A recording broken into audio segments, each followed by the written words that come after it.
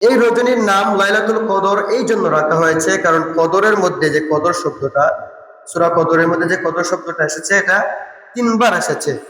আর এই কদরের একটা অর্থ হচ্ছে পরিমাণ নির্ধারণ হুকুম। এই রজনীতে একটা কাজ হয়, মানুষের তো সীমাহীন মাগফিরাত হয়, এরপরও আরেকটা কাজ হয় যে এই রজনীতে আল্লাহ পাক রব্বুল আলামিন একটা বাজেট পাস করেন, যে বান্দার তার এই তাকদীরের মধ্যে কি কি আছে, এই যা কিছু আছে তাকদীরে, এটা থেকে একটা অংশ আল্লাহ কার্যকরী করবেন আজকের রজনীতে। যে আমার বান্দারে এই রমজান থেকে আগামী রমজান পর্যন্ত আমি কি কি দিব, এটার একটা পরিমাণ নির্ধারণ করে দেন আল্লাহ পাক রব্বুল আলামিন এই রজনীতে। তো আজকে যেহেতু এই পরিমাণটা নির্ধারণ করা হবে, আমাদের উচিত হবে এই রজনীতে আমরা আল্লাহ পাক রব্বুল আলামিনের ইবাদত করব। আল্লাহর কাছে চাইবো, আল্লাহ আগামী রমজান পর্যন্ত তো আমার জন্য একটা অংশ রাখবেন, ওইটাতে একটু ভালো ভালো কিছু রাখেন, ওইটাতে যদি কিছু মন্দ থাকে আমার সেটা দূর করে দিয়েন। আল্লাহর কাছে চাইবেন, কারণ দোয়ার মাধ্যমে তাকদীর পরিবর্তন হয়। আমরা পরিবর্তন করার চেষ্টা করবো আজকের রজনীতে।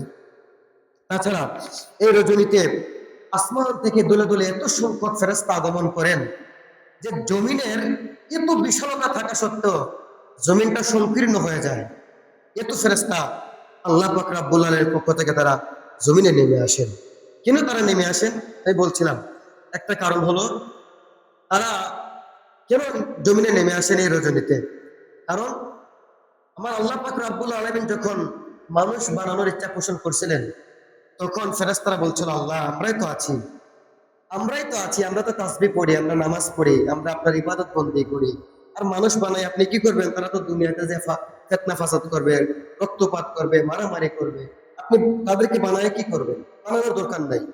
তো আল্লাহ পাক রব্বুল আলামিন ফেরেশতাদেরকে আজকের রজনীতে আমরা কিন্তু স্পেশাল ভাবে ইবাদত বন্দী করি, সারা রাত কাটাই। তো আল্লাহ বান্দার এই যে আল্লাহর প্রতি বিশ্বাস, আল্লাহকে ভালোবেসে তারা যে রাত্র যাপন করছে, ইবাদত বন্দী করছে, ফেরেশতাদেরকে সচক্ষে দেখানোর জন্য আল্লাহ ফেরেশতাদেরকে পাঠায় দেন, যাও জমিনে গিয়ে দেখো, তোমরা যে বলছিলাম মানুষ বানায় কেতা করতাম, যাও দেখে আসো মানুষরা আজকে কি করতেছে। তোমরা দেখে আসো নিজের চোখে যে আমি যে বান্দা বানাইছি তারা আজকে কি করতেছে, তোমরা নিজেকে দেখে আসো। এই জন্য কিন্তু আল্লাহ দুনিয়াতে দলে দলে বহু ফেরেশতা পাঠান, এত সংখ্যক ফেরেশতা পাঠান জমিনের মধ্যে এই রজনীতে।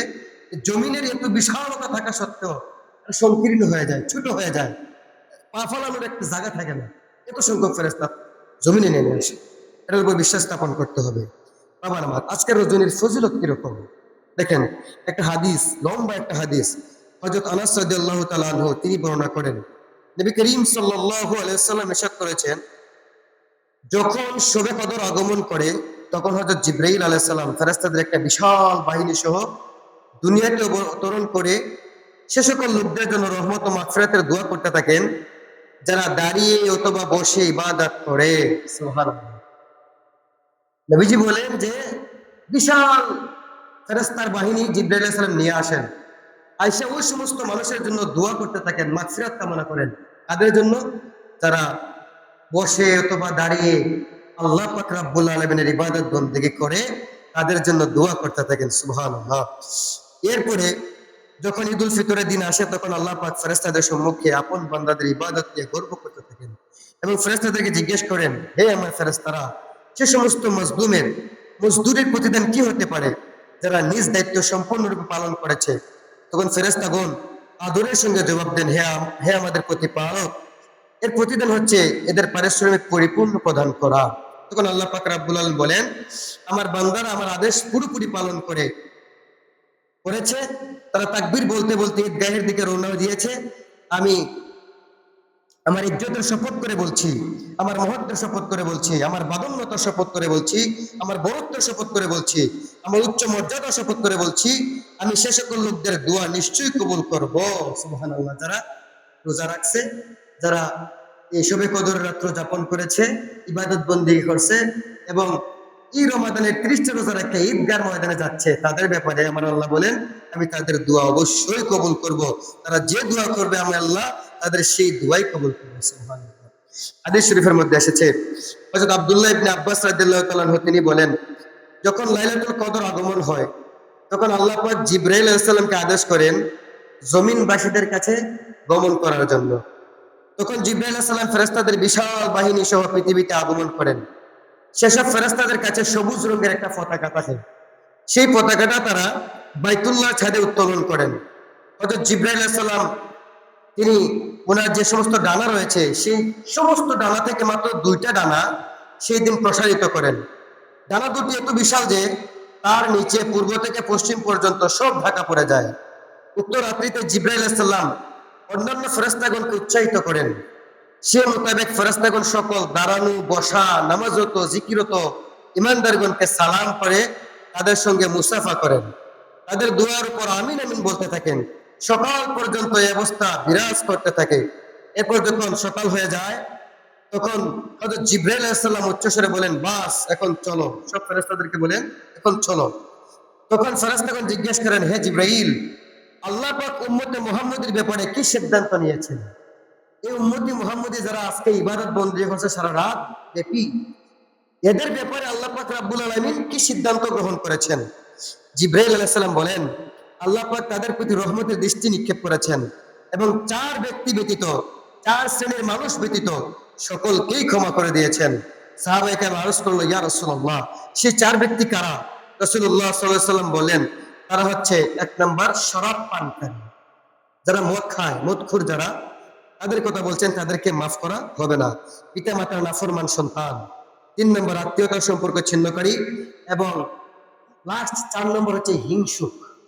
যারা হিংসুক তাদেরকে আল্লাহ ক্ষমা করবেন না। যারা আত্মীয়তার সম্পর্ক ছিন্ন করেছে তাদেরকেও ক্ষমা করবেন না। যারা শরাব পান করেছে তাদেরকেও ক্ষমা করবেন না।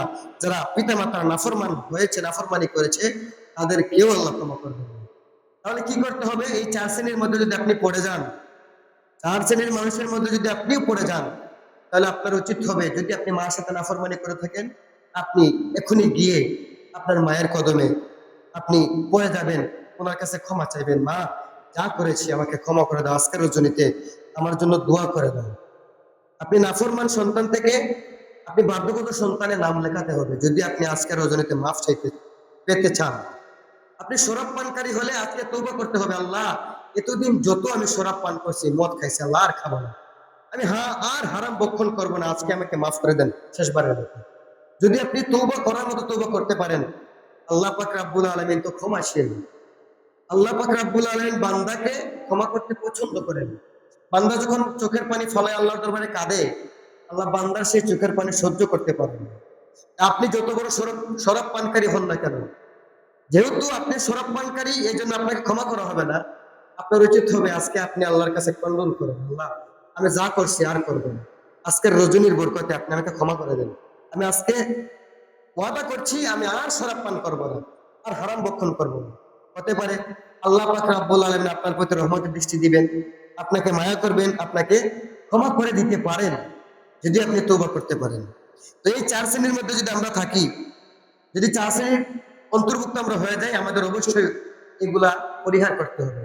আমাদের কাছ থেকে হিংসা বিদ্বেষ দূর করতে হবে। আমাদেরকে আমাদের আত্মীয় স্বজনের প্রতি একটু একটু খোঁজখবর রাখতে হবে। তাহলে আমরা আজকের রজনীতে আল্লাহ পাক রব্বুল আলামিনের পক্ষ থেকে সীমাহীন ক্ষমা আমরা পাবো।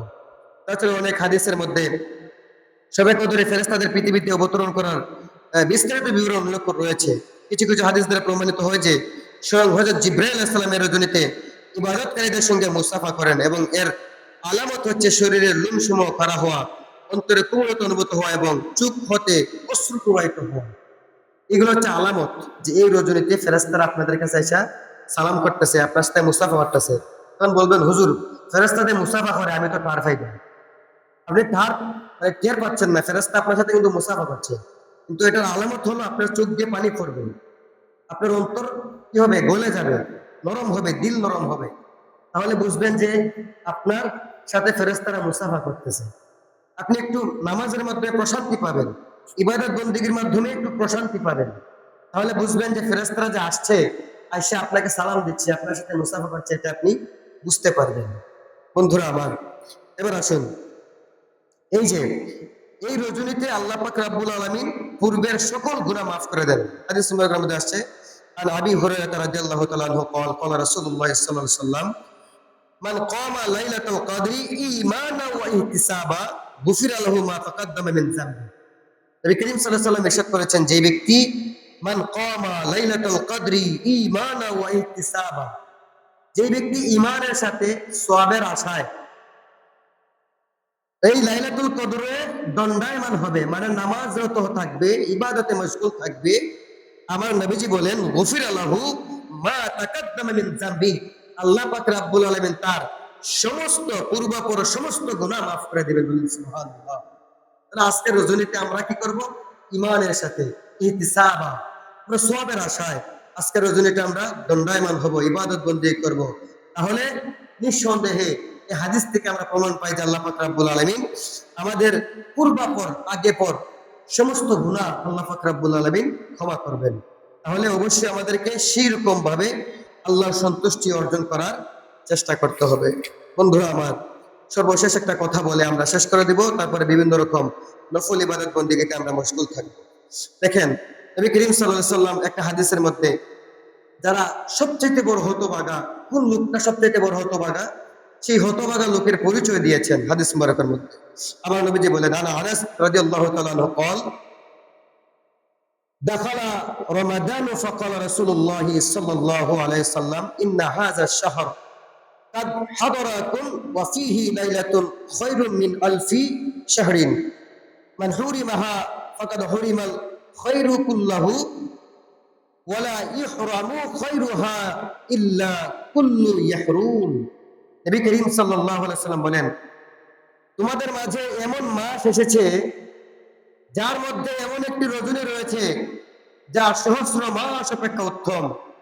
যে ব্যক্তি এ রাত থেকে বঞ্চিত থাকবে সে সমস্ত কল্যাণ থেকে বঞ্চিত রইল, আর যে রাতের কল্যাণ থেকে বঞ্চিত রইল সে প্রকৃত পক্ষই হতভাগা। নবীজি এই রাতের কল্যাণ থেকে যারা মাহরুম থাকবে তাদেরকে প্রকৃত পক্ষে হতভাগা বলেছেন, হতভাগা বলছেন, বদনসিব। এই রজনীতে যারা তালাশ করে পাবে না, বা এই রজনীতে যারা অবহেলা করবে, এই রজনীতে যারা ইবাদত বন্দেগীতে মাশগুল থাকবে না, এটা কল্যাণ থেকে যারা মাহরুম থাকবে, আমার নবীজি ওই সমস্ত লোকদেরকে বলছেন কি, তারা হচ্ছে বড় হতভাগা, প্রকৃতপক্ষে তারা হতভাগা।